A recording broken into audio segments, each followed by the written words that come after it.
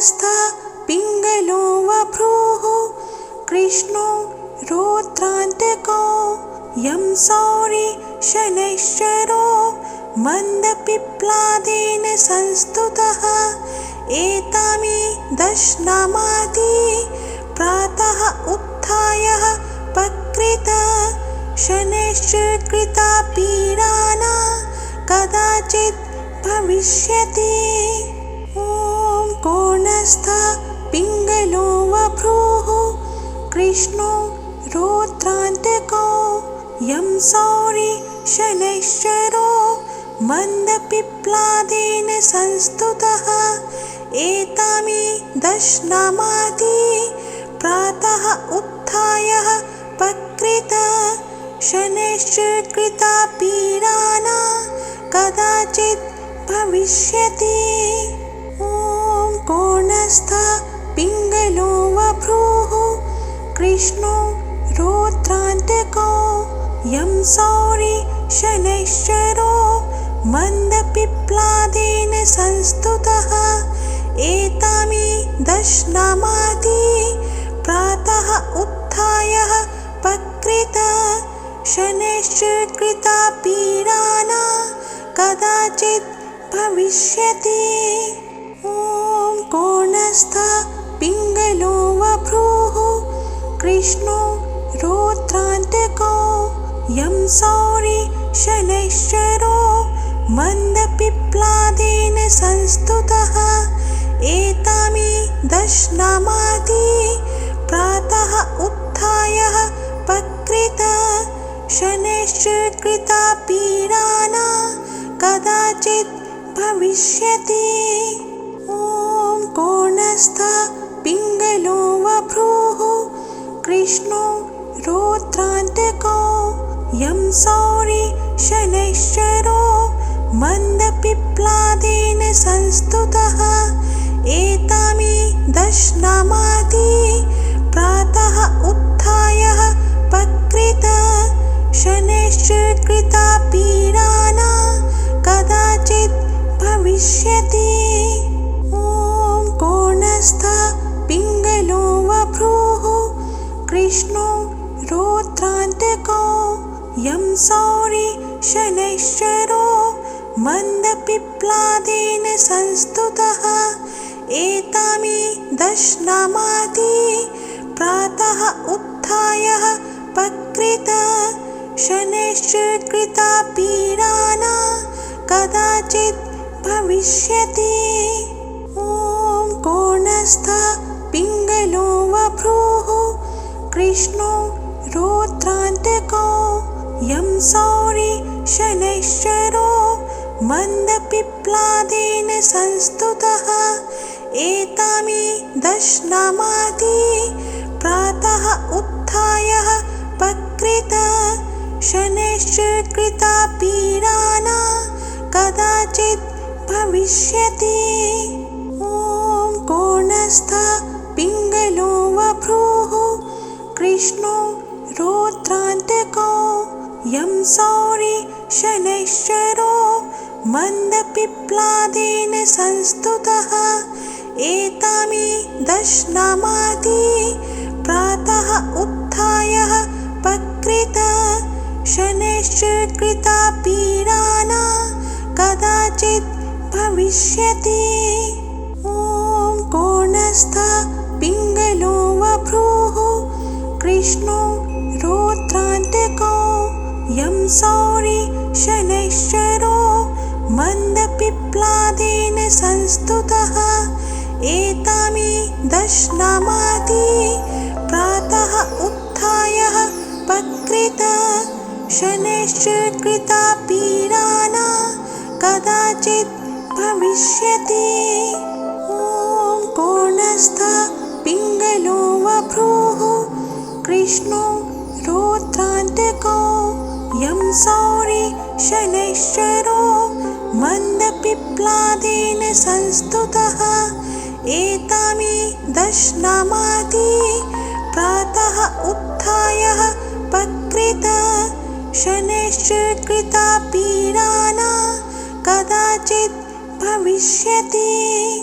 ॐ कोणस्थः पिङ्गलो वभ्रुः कृष्णो रौद्रान्तको यं सौरि शनैश्चरो मन्दपिप्लादेन संस्तुतः एतामि दशनामाति प्रातः उत्थाय पकृत शनैश्चकृता पीडाना कदाचित् भविष्यति। ॐ कोणस्थः पिङ्गलो वभ्रुः कृष्णो रौद्रान्तको यं सौरि शनैश्चरो मन्दपिप्लादेन संस्तुतः एतामि दशनामाति प्रातः उत्थाय पकृत शनैश्चकृता पीडाना कदाचित् भविष्यति।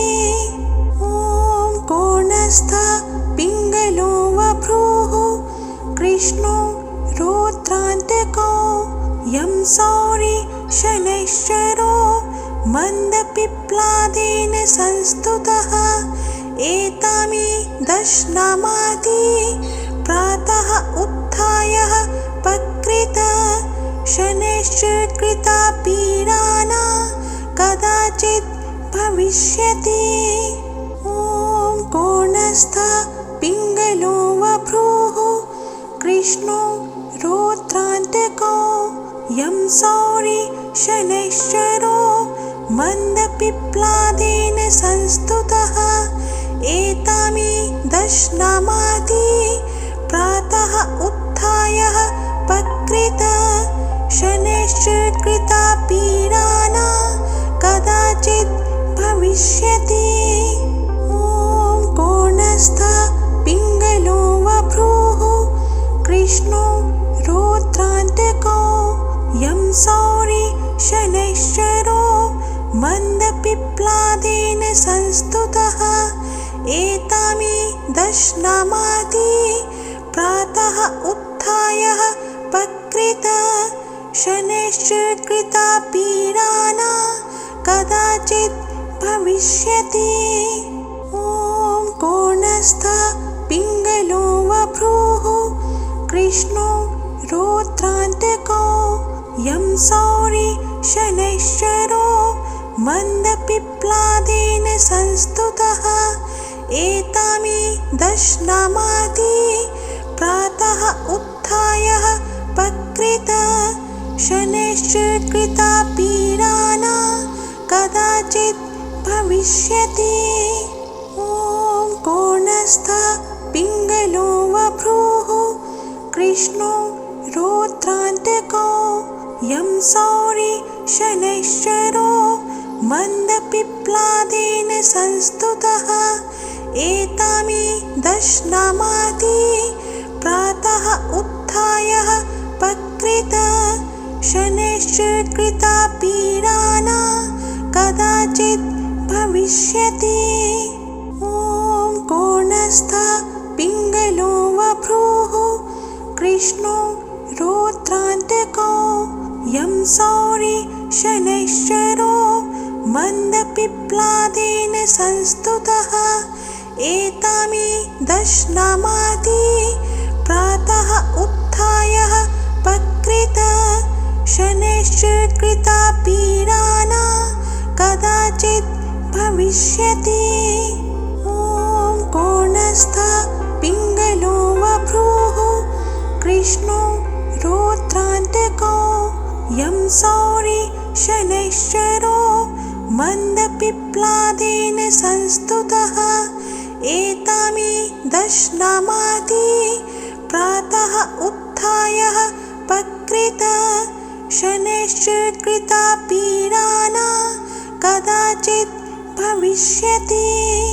ॐ कोणस्थः पिङ्गलो वभ्रुः कृष्णो रौद्रान्तको यं सौरि शनैश्चरो मन्दपिप्लादेन संस्तुतः एतामि दशनामाति प्रातः उत्थाय पकृत शनैश्चकृता पीडाना कदाचित् भविष्यति।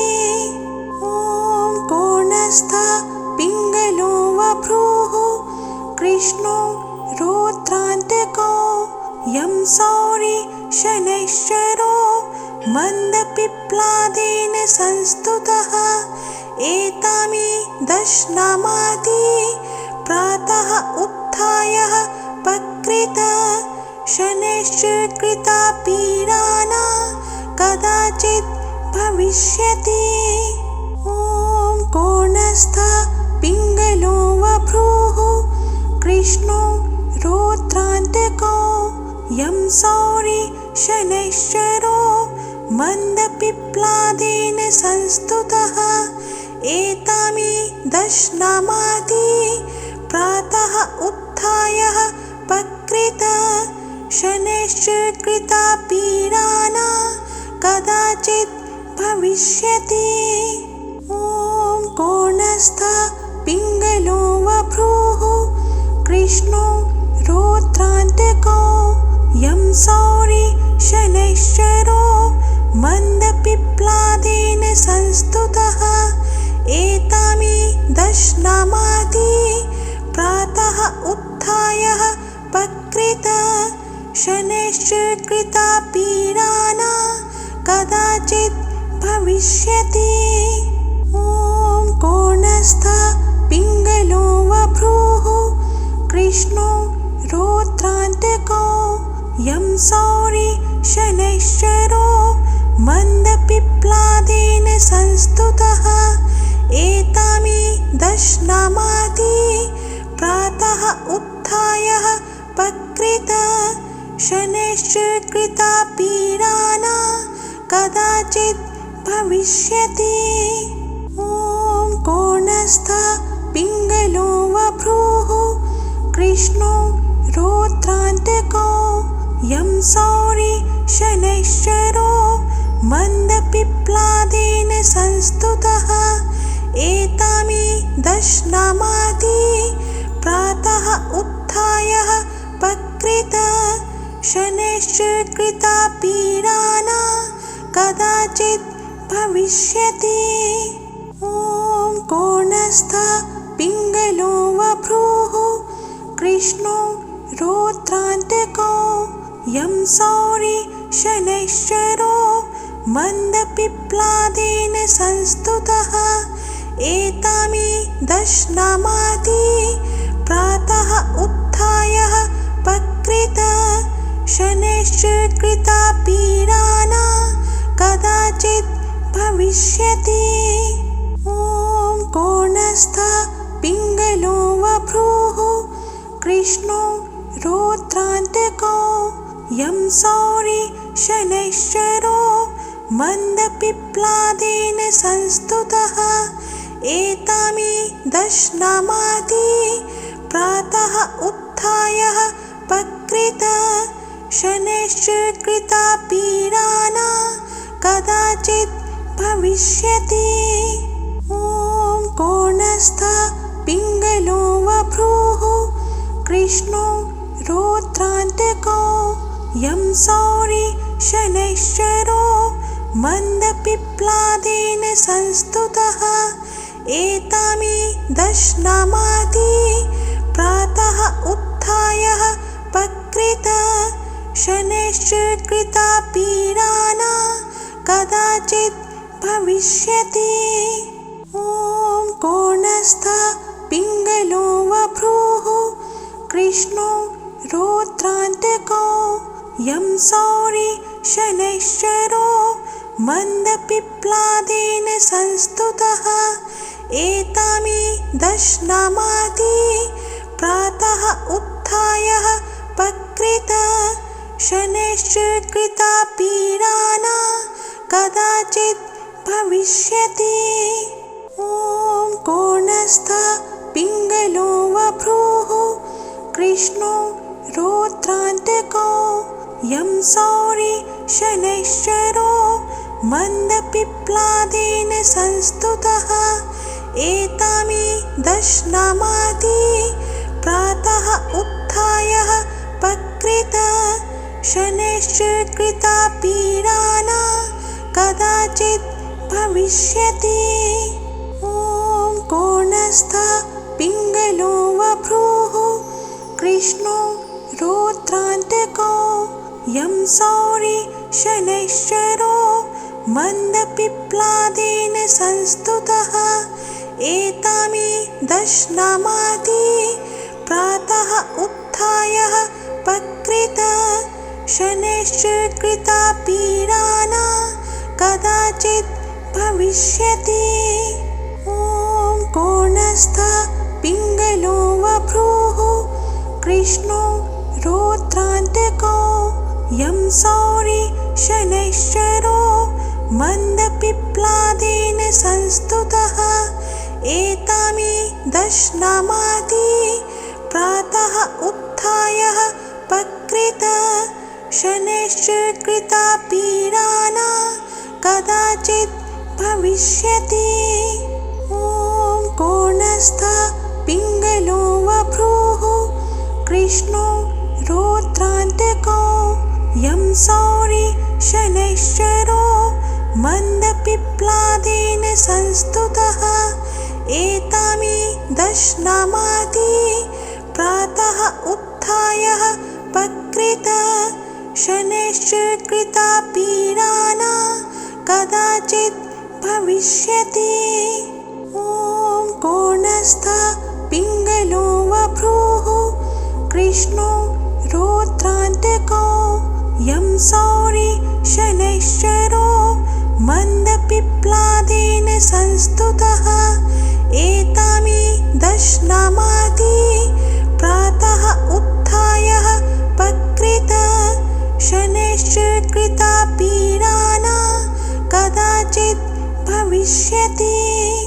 ॐ कोणस्थः पिङ्गलो वभ्रुः कृष्णो रौद्रान्तको यं सौरि शनैश्चरो मन्दपिप्लादेन संस्तुतः एतामि दशनामाति प्रातः उत्थाय पकृत शनैश्चरकृता पीडाना कदाचित् भविष्यति।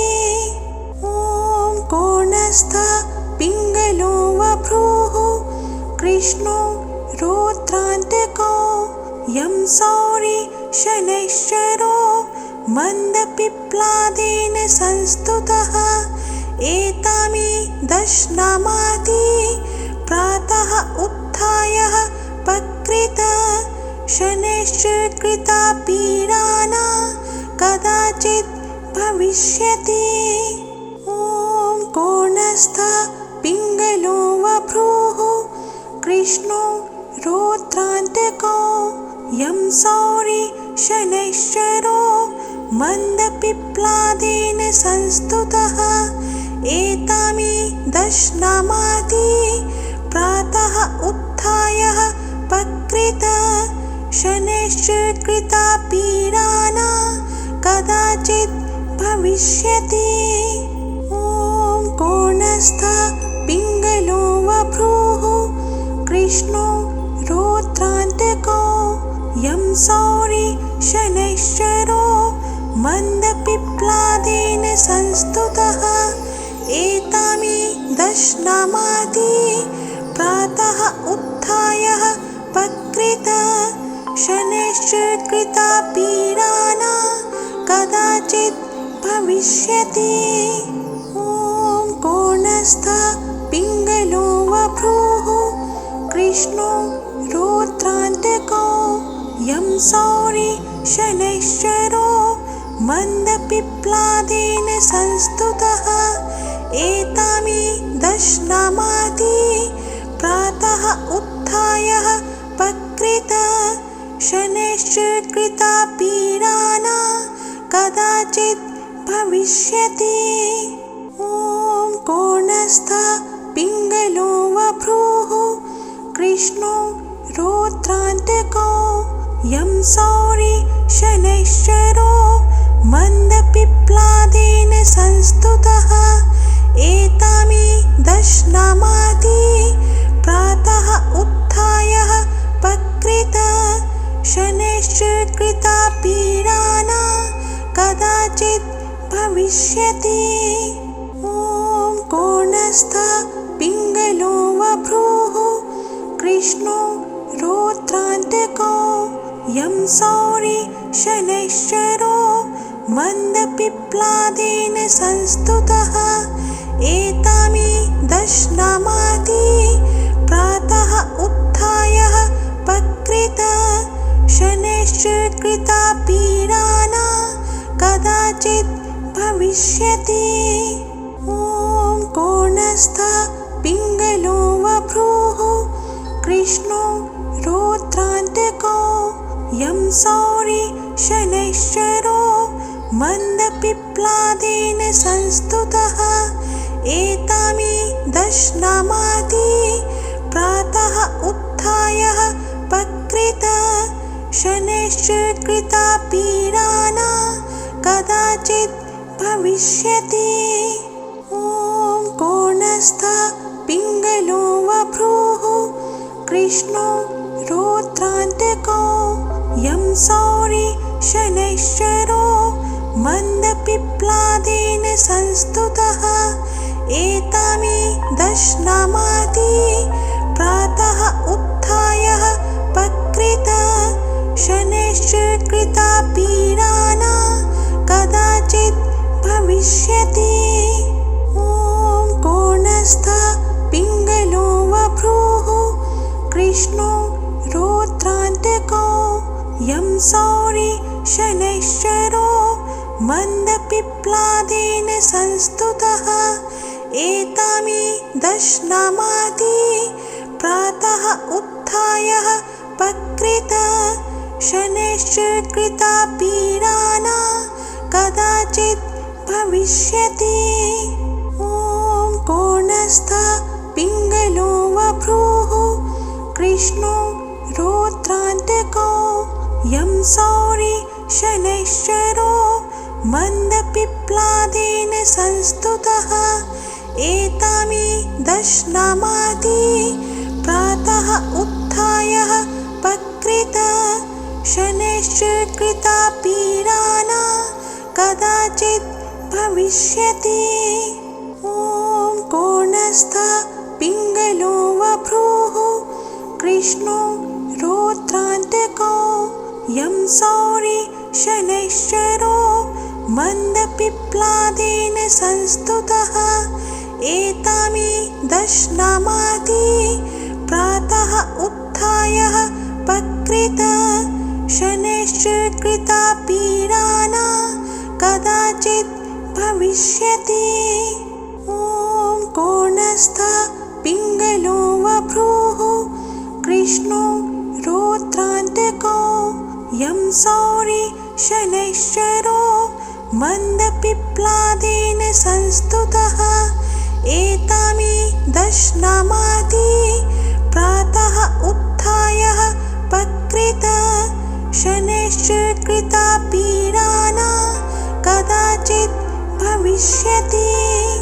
ॐ कोणस्थः पिङ्गलो वभ्रुः कृष्णो रौद्रान्तिको यं सौरि शनैश्चरो मन्दपिप्लादेन संस्तुतः एतामि दशनामाति प्रातः उत्थाय पकृत शनैश्चकृता पीडाना कदाचित् भविष्यति।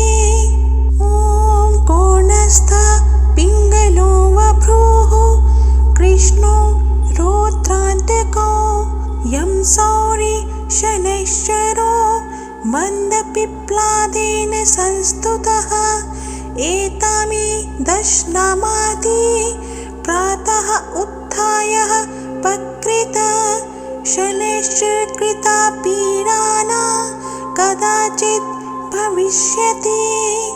ॐ कोणस्थः पिङ्गलो वभ्रुः कृष्णो रौद्रान्तिको यं सौरि शनैश्चरो मन्दपिप्लादेन संस्तुतः एतामि दशनामाति प्रातः उत्थाय पकृत शनैश्चकृता पीडाना कदाचित् भविष्यति।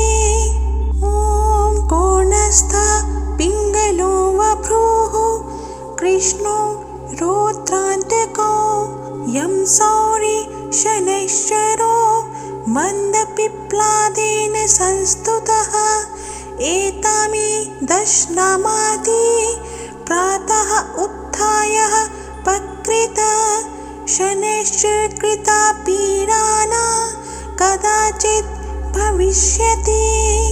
ॐ कोणस्थः पिङ्गलो वभ्रुः कृष्णो रौद्रान्तको यं सौरि शनैश्चरो मन्दपिप्लादेन संस्तुतः एतामि दशनामादि प्रातः उत्थाय पकृत शनैश्च कृता पीडा कदाचित् भविष्यति।